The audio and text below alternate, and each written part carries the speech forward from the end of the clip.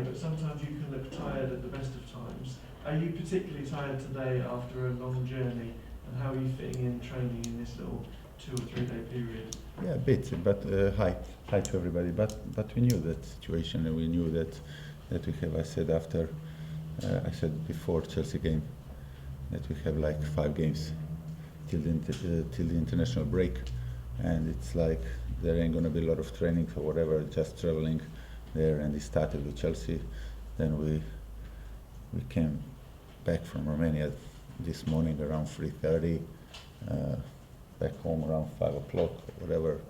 Back here, of course, we are all in. Of course, we are all in. Some guys who played yesterday, they have a regeneration one, and the guys who didn't play and the guys who stayed here, they have a session, because the game is in 2 days, so there's no days off. There's no hours off, to be fair, and we have a big game. And then after Bournemouth, of course, we have a second game against Astra, and then Man City, and then we can have a breather. So it's very tough situation, but we wanted to be in it. We wanted to play in Europe, to be in a position to qualify. It's not job done after yesterday, but we have a good result. And as I say, we wanted it, we want to try it, and hopefully we're going to make it. Does the schedule feel worse when you concede in the 89th minute against Chelsea and the 83rd against Astana? Does that make it mentally a little bit more difficult? No, well, it makes it with or without schedule. Of course, we were disappointed that we lost against Chelsea in that matter, although I said they were a better team on a day, but I've played and I've seen many games that the better team lost the game, at the end. So to be that close against the top side on their pitch, it makes it, of course, double disappointment, or whatever you want to call it. But it happened, and yesterday was a bit different, although we had a great chance to make it 2-0 just, a few minutes before the equalizer, and we didn't make it, and then they scored. It does. Of course, you are like said that you didn't finish the job if it would be like that, let's be honest. But at the end of the day, we have a good result. Not the greatest one, but really good one.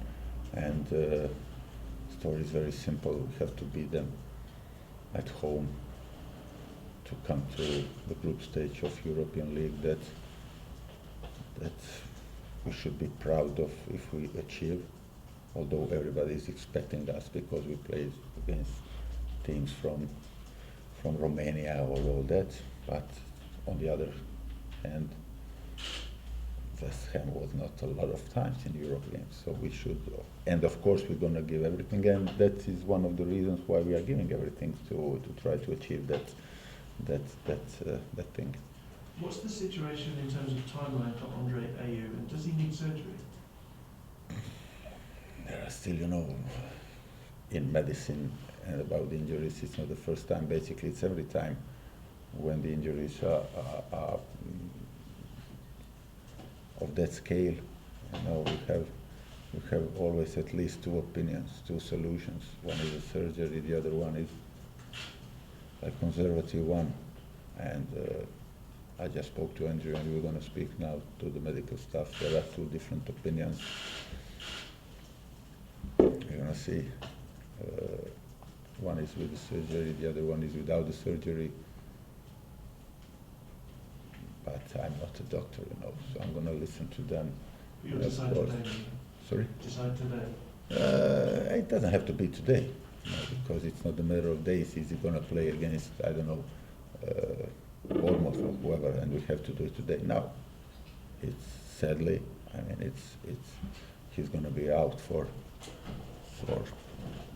not long, but longer time. So it's better to think twice and to spend few days on that, but then to make a proper decision. Will you consider signing someone be it short term or even long term, to replace the games that he leaves by being injured? 'Cause it seems like a difficult Just period. because of Andrew, not just because of him. No. He's out. He's gonna be out for. This is gonna be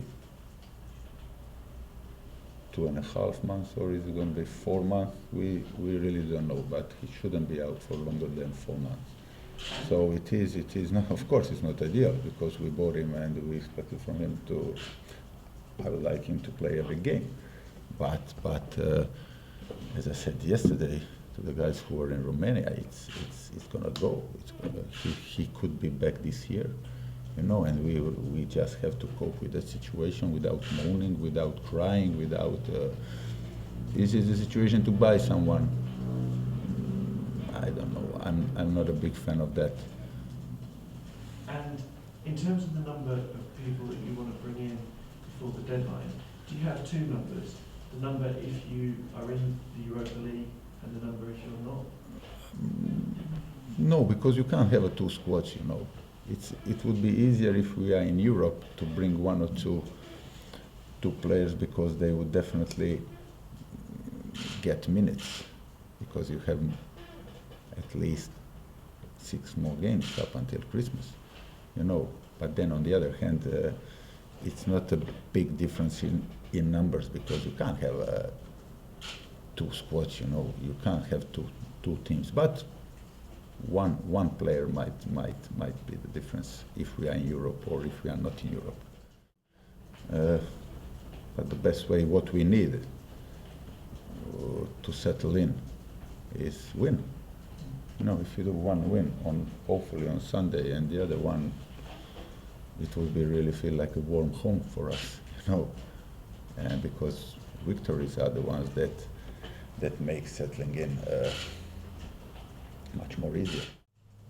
Andy mentioned about the Olympic Stadium, first Premier League, going there. How do you make it an intimidating place for people to come to? It's hard. It's hard to make it intimidating, because it's not intimidating. You can make it intimidating with the quality of your game, whatever. But as I said, there's no way to Emirates to be as intimidating as Highbury was, or Schalke Stadium, or that one. But there's no point to compare the stadiums.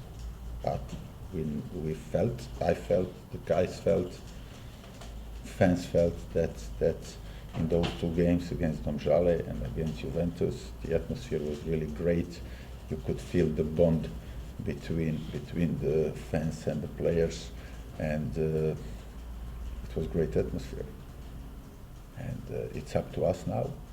Of course, you need fans to help you in every game, week in, week out, but it's up to us now, because they're going to come on Sunday, and to keep them there week in, week out with sold out stadium. It's up to us, and if that stadium is packed or whatever, and if we play good football, it's guaranteed brilliant atmosphere also. Callum Wilson was a player heavily linked with West Ham. How serious was that pursuit this summer, and was there a bid ever for him? No, there wasn't a bid. Many players. The most of the players are. I think there's no club in Europe that the players were being linked as they were to West Ham. But I was reading, and I don't read a lot. I got a clips and all that. Every player was linked with West Ham. So he's a really good player. He proved it last year against us, of course, but no.